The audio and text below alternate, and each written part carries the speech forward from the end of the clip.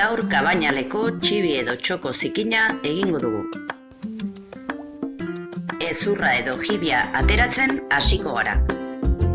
Ondoren, ahoa kenduko diogu. Gero eta freskoago egon, gogorragoa egongo da. Atzetik irekiko dugu, eta lasai egon tinta poltsa buskatzen baldin badezue, errezeta honetan tintak zaporea eta kolorea emango baitigu.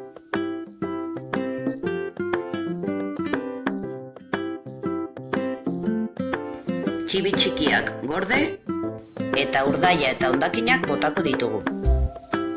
Urarekin garbituko dut hobeto ikusteko. Errezeta honetan garrantzitsuena barea edo melsa delakoa mantentzea da. Barea poltsatxo marroiska hau da, eta gibela eta pankreasaren lana egiten du. Horregatik jende asko uste du gibela dela. Gainera, askotan hondakina dela pentsatuz, poltsatxo marroia bota egiten dugu eta barea da plater honen funtsa. Zartaginera pasatuko dugu eta segituan sua indartsu mantenduz, bareak zuku laranja guztia aterako du.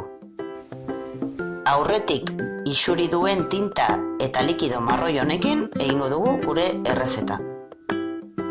Bi aldeetatik sukaldatuko dugu 5 minutuz, eta ikusten badugu pixko bat heltzen dela, olio pixko bat botako diogu.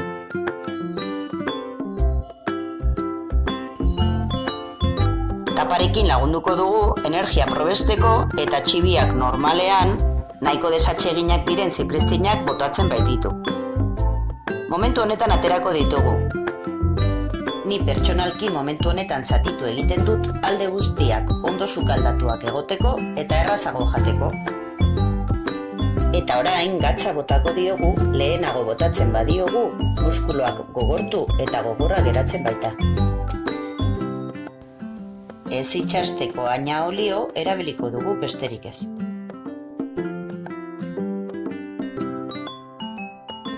Pare bat minututan aurretik gordetutako baratxuri eta txibi txikiak sartuko ditugu. Eta baratxuriei gainetik olio pixko bat botatzearekin nahiko.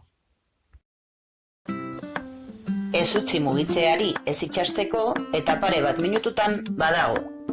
Zatitxo bat probatu eta ondo baldin badago, listo. Segituan jan, gogortu egiten baita. Honegin.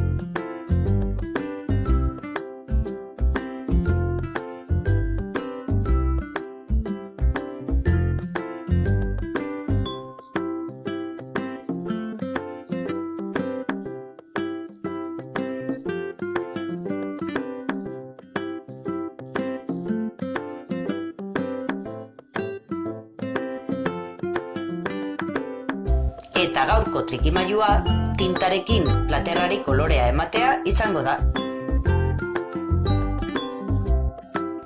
Eskatu zure errezeta eta nik ikasi eta azalduko dizut.